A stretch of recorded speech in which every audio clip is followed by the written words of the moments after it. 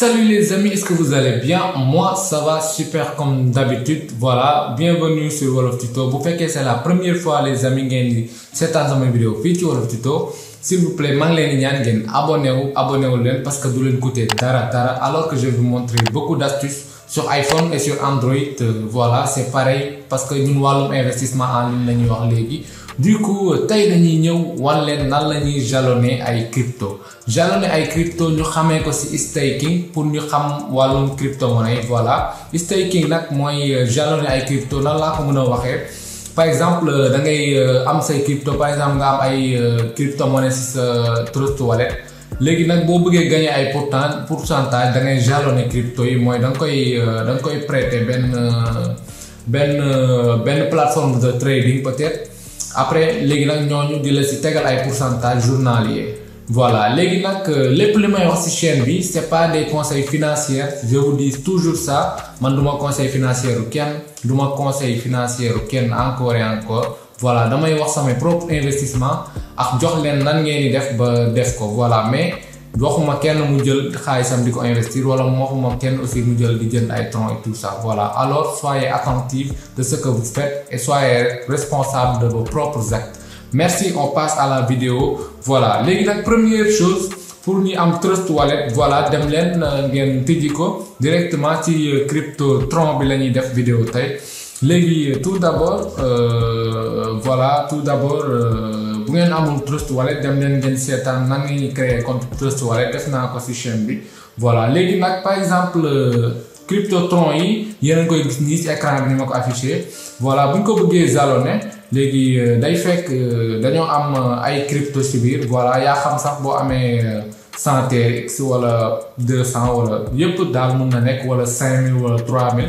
Voilà, même solde boo mënti am. léegi nag boo ñëwee ci fii nii juste da ngay bës, gis nga fu ñu def miser fii nii, mooy premier point bi dañoo def envoyer, deuxième bi ñu def recevoir, troisième bi ñu def miser. ci miser bi ngay bës. léegi attendez, j'utilise passe internet, xam na moo gën a gaaw. Voilà, attendez. Voilà, boo bësee nag ci miser bi dalay laaj ba xam yow ñaata nga bëgg a miser ci crypto. Voilà, c'est un peu très lent parce que connexion Orange moom xaw ma lan la, mais chaque jour maa ngi koy wax vidéo mënuma def benn vidéo te duma ci wax affaire connexion Orange mu ngi xëy. Voilà, léegi nag gis nga fii boo ñëwee fii da ngay bës encore bindal na la sa solde bu disponible. jalonner mooy ñaata nga jalonner, minimum 1 TRX minimum nga mën a kii. Voilà, léegi entre 3,5% wala 3,54% wala 5,6% nga mën a jalonner ci crypto. Voilà, léegi nag dañuy ñëw ñun ñu bës miser. léegi nag instant bi bu gën a validateur bu gën a actif moom mooy Transcript, mais lii nag mën na changer selon le moment. Voilà, instant bi man su ma neexee def maximum, su ma neexee bind 1000 TRX par exemple, man 1000 TRX laa bëgg miser pour di ci gagner ay profit tous les jours. nag chaque 24 heures da ngay gagner ay profit. léegi nag lu may def damay ñëw bës, léegi xool gis ngeen am na bu ngeen bësee ci validateur benn da leen indi yeneen validateur. léegi nag man su ma neexee choisir Binance, Bitget, Translink, am na yu bëri des fois yi day changer. Voilà, ñëpp xam nañ ni ay exchanger la. tôt ou tard incha allah dinaa ci def vidéo ci ay Translink wala Binance wala Bitget et tout ça. Proximix yi nag am na yoo xam ne xaw ma ko, Transfamily. Voilà, léegi nag ñun bu neexee choisir Binance comme ni ko anglais di waxee. léegi nag bu ñu choisir ba pare dañuy ñëw ba suivant. Voilà, instant bi nag moment de mise bi pour confirmer ko ci la ñu nekk. léegi nag dalay wax vous voulez miser combien, 1000 TRX mu ngi ci valeur 49 000 francs. Voilà, léegi nag chaque jour dañuy gagner ay pourcentage.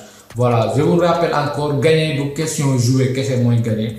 Voilà, mais mën nañ miser ay crypto tout ça pour gagner ay pourcentage. Voilà, léegi bu ñu actualiser dañuy gis fii miser aujourd'hui, miser moins 1000 TRX. instant bi miser nañ 1000 TRX, chaque jour dañuy gagner ay quelques TRX ci biir compte suñu Trust Wallet. Voilà, léegi nag congelé gis ngeen fii changé na, disponible 300 et quelques TRX. c'est normal parce que dañoo jël moins 1000 TRX congelé ñu defal ñu 1000 TRX ok bu ñu duggee instant yi congelé bu ñu neexee bés retirer voilà nga retirer li nga miser voilà pas disponible parce que 3 jours nga mën a def pour mën a retirer 1000 TRX yi léegi bu dee moins de 3 jours nag instant bi doo ko mën a retirer gum après 3 jours nag bu la neexee nga bàyyi ko mu kon ne bu la neexee nga retirer ko mais après 3 jours rek da nga bu la neexee nga retirer ko c'est tout à fait normal parce que contrat bi après 3 jours lay démarrer les gars voilà léegi nag noonu lañ koy defee du question TRX kese lañ koy def parce que am na yeneen crypto parce que bii nag aussi sama portefeuille normal la moom lay utiliser nii voilà léegi nag mais du crypto tron kese am na si yeneen crypto mais crypto bi xam ngeen nan ngeen di xamee ni mën nañ si miser ou pas da ngeen di gis toujours ñu def si côté bi miser voilà c'est tout que vous devez savoir loolu ngeen war a xam voilà bu ngeen gisee si côté bi miser rek cela veut dire que mën ngeen miser si crypto bi voilà les amis merci encore d'être là avec moi toujours merci vraiment on se retrouve à la prochaine ciao